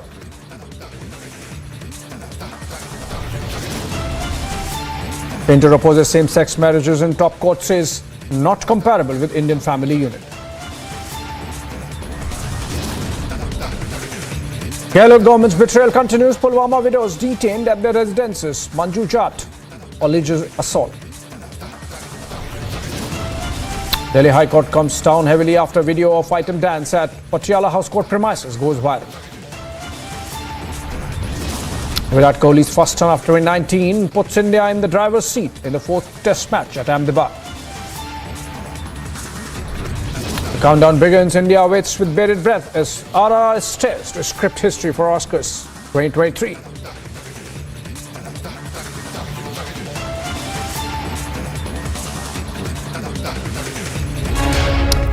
In poll-bound Karnataka, Prime Minister Narendra Modi tore into the Congress and Rahul Gandhi. Prime Minister lashed out at the Wayanad MP for his comments on democracy, of course, without naming him. Targeting Rahul, Modi asserted that no power in this world can harm India's democratic traditions. In an apparent reference to Gandhi's remarks made in London that structures of Indian democracy are under brutal attack, Prime Minister termed it an insult to the 12th century social reformer Basaveshwara, the people of Karnataka, India's great traditions and its citizens. Listen in. भगवान बसवेश्वर ने अनेक योगदानों में सबसे प्रमुख है अनुभव मंडपम की स्थापना। इस लोकतांत्रिक व्यवस्था का दुनिया भर में अध्ययन होता है और ऐसी अनेक बातें हैं जिसके कारण हम दावे के साथ कहते हैं भारत सिर्फ लार्जेस्ट डेमोक्रेसी नहीं, भारत मदर ऑफ डेमोक्रेसी भी है। ये मेरा सौभाग्य रहा कि मुझे कुछ वर्ष पूर्व लंदन में भगवान बसवेश्वर की प्रतिमा के लोकार्पण का अवसर मिला। लंदन में भगवान बसवेश्वर लोकतंत्र की मजबूत नींव का प्रतीक अनुभव मंडपम, वो भगवान बसवेश्वर, लंदन की धरती पर उनकी मूर्ति। लेकिन ये दुर्भाग्य है कि लंदन में ही भारत के लोकतंत्र पर सवाल उठाने का काम किया गया। भारत के लोकतंत्र की जड़ें हमारे सदियों के इतिहास से सींची गई है। दुनिया की कोई ताकत भारत की लोकतंत्र की परंपराओं को नुकसान नहीं पहुंचा सकती। बावजूद इसके कुछ लोग भारत के लोकतंत्र को लगातार कटघरे में खड़ा कर रहे हैं। ऐसे लोग भगवान बसवेश्वर का अपमान कर रहे हैं। ऐसे लोग कर्नाटका के लोगों का, भारत की महान परंपरा का, भारत के 130 करोड़ जागरूक नागरिकों का अपमान कर रहे हैं। ऐसे लोगों से कर्नाटका के लोगों को भी सतर्क रहना है। Well, staying with Karnataka, the poll-bound state, the BJP is leaning on the charisma of the Prime Minister, who held a massive roadshow before inaugurating mega projects worth thousands of crores of rupees in the Mandya district. This is the first time in the last 41 years that the Prime Minister visited that region. Let's have a look.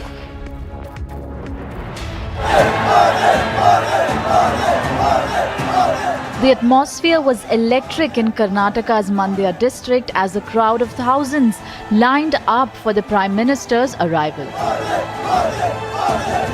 Actually, my kids like him very much. I am also a fan of Narendra Modi. We want some improvement and we want BJP to come and we want BJP to be occupy our Mandya and we improve our Mandya. At 11:15 a.m., the Prime Minister arrived. Prime Minister received a rousing welcome in Karnataka as his convoy passed through a sea of supporters.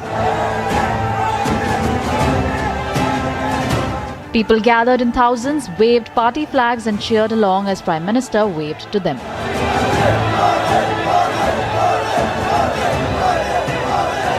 Chants of Modi Modi reverberated as Mandya welcomed the Prime Minister with open arms.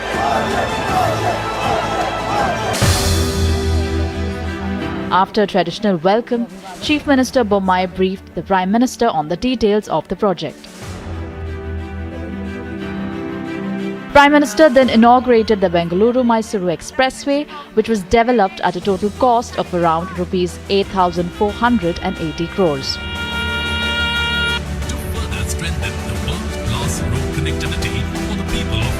Taking the stage at the rally, PM greeted the sea of supporters present at the rally. Double engine सरकार का ये निरंतर प्रयास है कि आपके इस प्यार के आपका जो ऋण है उसको हम ब्याज सहित चुकाएं, तेज विकास करके चुकाएं। अभी हजारों करोड़ रुपए के जिन इंफ्रास्ट्रक्चर प्रोजेक्ट का शिलान्यास और लोकार्पण यहां हुआ है, ये इसी प्रयास का हिस्सा है। PM also raised the two cities and noted how both are significant in their own way. Bengaluru और मैसूरू दोनों कर्नाटका के महत्वपूर्ण शहर हैं। एक शहर को टेक्नोलॉजी के लिए जाना जाता है तो दूसरे को ट्रेडिशन के लिए। PM also took a jibe at Congress. Congress और उनके साथी क्या कर रहे हैं? कांग्रेस ने तो एक काम लिया है सर पे। कांग्रेस मोदी की कब्र खोदने का सपना देख रही है। कांग्रेस मोदी की कब्र खोदने में बिजी है और मोदी बेंगलुरु मैसूरू एक्सप्रेस वे बनाने में बिजी है। भारत माता की। Apart from the expressway, Prime Minister also launched several other projects in the health and infrastructure fields. Bureau Report, Republic TV.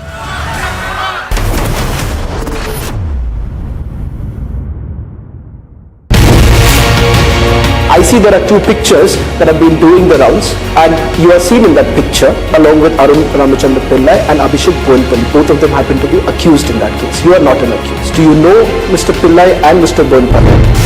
A few of them I know, I might have known. Point here is, how are these few people that I know have been treated by ED? There are ED excesses today, there are IT excesses today, there are CBI excesses today happening in this country on the behest of a political party in power.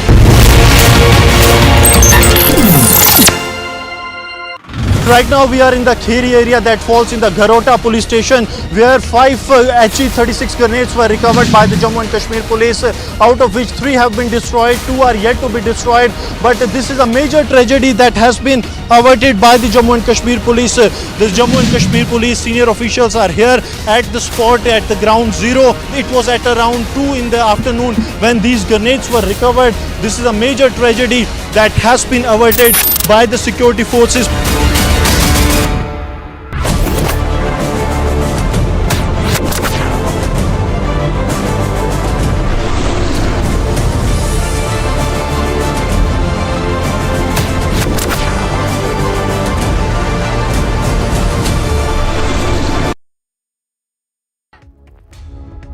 Last entire week, we have been getting those disturbing pictures of handling or mishandling of Pulwama martyr widows by the Rajasthan police bureaus.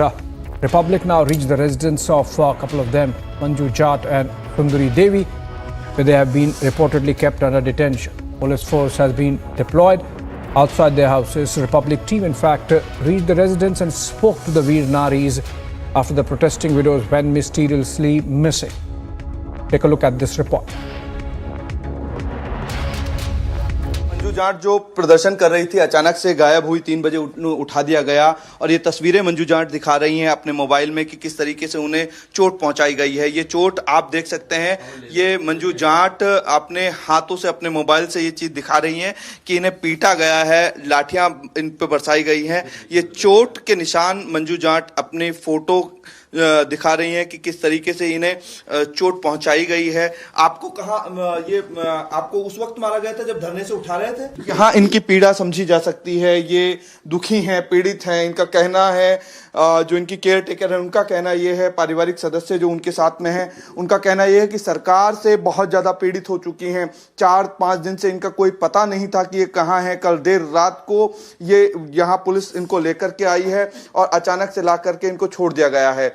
इनके बहुत ज्यादा चोटें आई हैं, जिस तरीके से इनके पारिवारिक सदस्यों ने बताया है उसी से पीड़ित ये हैं। बहुत ज्यादा यहाँ पे आपको इनकी स्थिति खराब लग रही होगी।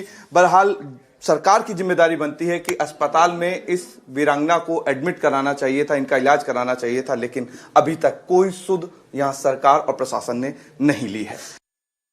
सुरक्षा में लगाया गया है, किस वजह से लगाया है? भाई इनके सहायता के लिए लगाया गया है। तो सहायता ऐसी कैसी है कि वो बीमार पड़ी हैं अस्पताल में? डॉक्टर के लिए भेज रखा है, डॉक्टर आ रहा है, डॉक्टर दिखा रहे हैं डॉक्टर। और तो अस्पताल में एडमिट क्यों नहीं कराया अभी?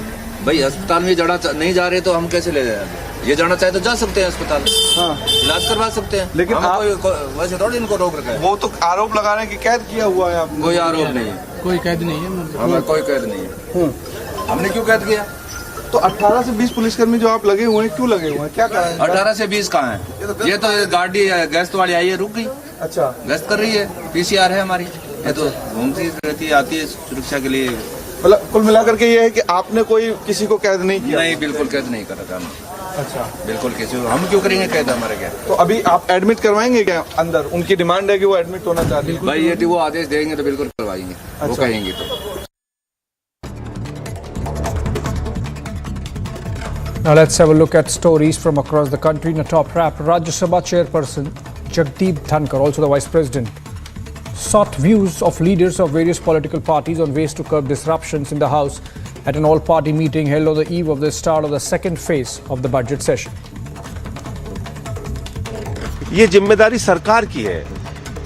फ्रूटफुल सेशन कैसे होगा जब आप अडानी के घोटाले पे खामोश रहेंगे, चुप रहेंगे, उसको संरक्षण देंगे और विपक्ष के नेताओं को पकड़ पकड़ के जेल में डालेंगे, सेंट्रल एजेंसीज का दुरुपयोग करेंगे। तो इसलिए गतिरोध का कारण सरकार है, भारतीय जनता पार्टी है, मोदी सरकार है। गतिरोध का कारण विपक्ष नहीं है। Opposition parties will attend a joint meeting scheduled to be held at Congress National President Mallikarjun Kharge's office ahead of the second phase of the budget session, which will resume on Monday.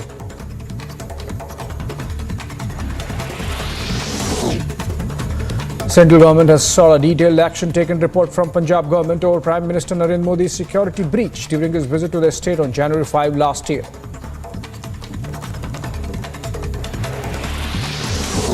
Home Minister Amit Shah hit back at Rahul Gandhi's remarks. He went on to say, and I quote, a Congress leader said that they will dig the grave of our beloved leader PM Modi. I want to tell Rahul Gandhi that the more you try to disgrace him, the more lotus will bloom in the nation. Communist पूरी दुनिया में खत्म होने जा रहे हैं। पूरी दुनिया कम्युनिस्टों को रिजेक्ट कर चुकी है और पूरा देश कांग्रेस को रिजेक्ट कर चुका है। An Indian Air Force Mi-17 helicopter made a precautionary landing at Pilwa village near Rajasthan's Jodhpur on Sunday. After the helicopter made the emergency landing, checks were carried out by officials before the chopper flew off again.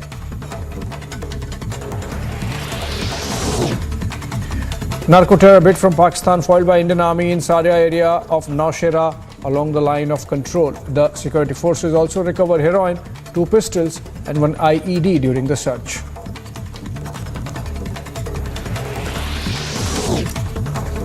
A case has been registered against 6 people, including AIADMK Interim General Secretary Edappadi Palaniswamy, for allegedly attacking a passenger who raised slogans against Palaniswamy at Madurai Airport. Further investigation into the matter is underway.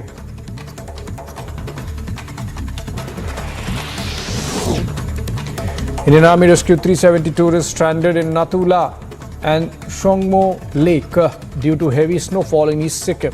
Troops of Trishakti Corps with civil police and civil administration immediately came into action and launched rescue mission Operation Himrahat.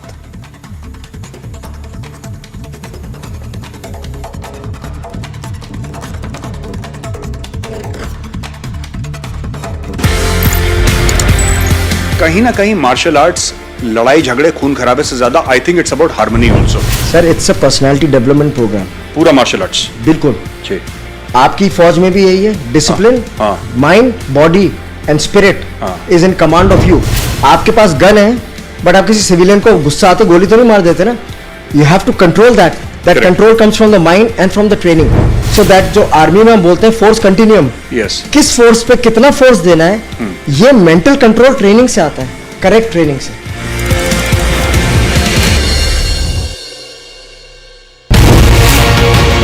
I see there are two pictures that have been doing the rounds, and you are seen in that picture along with Arun Ramachandra Pillai and Abhishek Boinpalli. Both of them happen to be accused in that case. You are not an accused. Do you know Mr. Pillai and Mr. Boinpalli?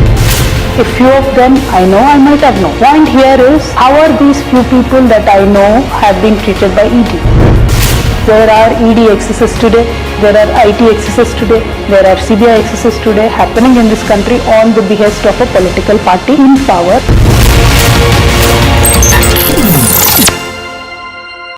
Right now we are in the Kheri area that falls in the Garota police station, where 5 HE-36 grenades were recovered by the Jammu and Kashmir police, out of which 3 have been destroyed, 2 are yet to be destroyed. But this is a major tragedy that has been averted by the Jammu and Kashmir police. The Jammu and Kashmir police senior officials are here at the spot at the ground zero. It was at around 2 in the afternoon when these grenades were recovered. This is a major tragedy that has been averted by the security forces.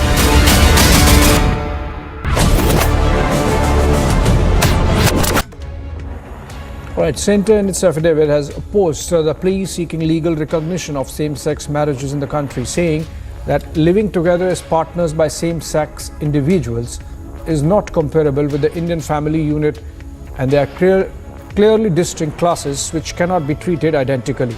Centre has filed the affidavit countering the demand made by various petitioners seeking legal recognition of same-sex marriages. Here's a detailed report. The Supreme Court is slated to hear on legalizing same-sex marriage in India. Multiple petitions have been filed by non-heterosexual couples in the recent past. In its 56-page affidavit, the Centre has sought dismissal of the plea seeking recognition of same-sex marriage.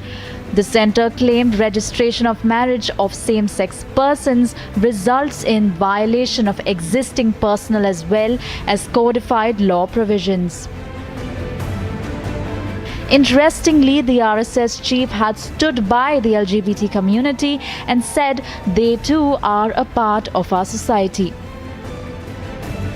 On September 7, 2018, a 5-judge constitutional bench of the Supreme Court invalidated part of Section 377. I promise, all of Republic promises to fight on till the day comes when gays can marry. And that day is not far. That's a good fight. Let the fight begin. But the battle for LGBTQA rights is far from over. Republic TV has stood up with us when we had fought a fierce battle against Section 377, and I'm glad that Republic TV is with us when we are fighting our right to marry as well. Similar to Section 377, we had Section 377 which belonged to the dustbins of colonial